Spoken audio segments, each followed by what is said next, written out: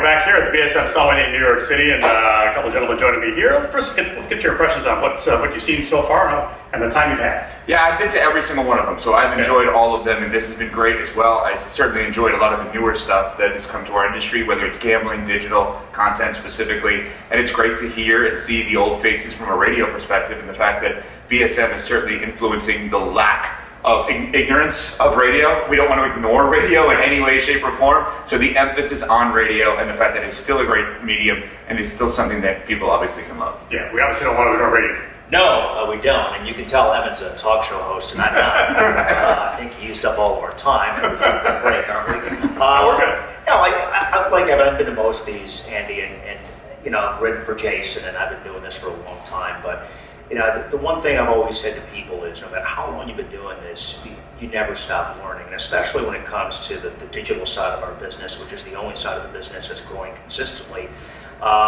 It's always a moving target because listener habits and consumer habits are always changing. And I thought, as in years past, we got some great insight in that regard.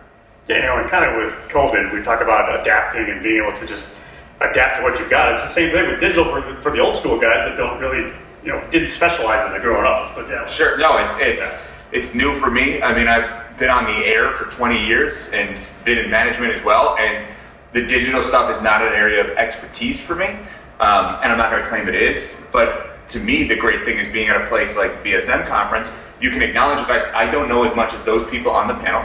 I'm going to sit there and take notes, and I'm going to talk to people like Ryan and other managers in our company, Good Karma Brands, about how do we figure out how to do this best for us by using some of those practices. And to someone that's going to be leading a station, I mean, what kind of information are you getting? A station? Yeah. About 100 stations. Well, more than one. We'll get to you that way. Third group in Milwaukee. I think it's a little bit of everything. I think it's we learned a lot about diversity, which is very important to us at GKP. About how to better go about, recruitment and hiring practices in that regard, which is something we can all do a much better job of. But, it's really just, for me, more than anything else, it's the takeaways that you get from the experts that not only are on the panels, but, the people that come to these conferences. I mean, some of the best conversations you have take place outside of the panels when you're just talking shop, brainstorming, going over the different challenges that everybody faces and how to best combat them. All right, you heard it from these guys, and it's been a great time so far for all of us as well. We'll catch you in just a few moments here from the BSM Summit right here in New York.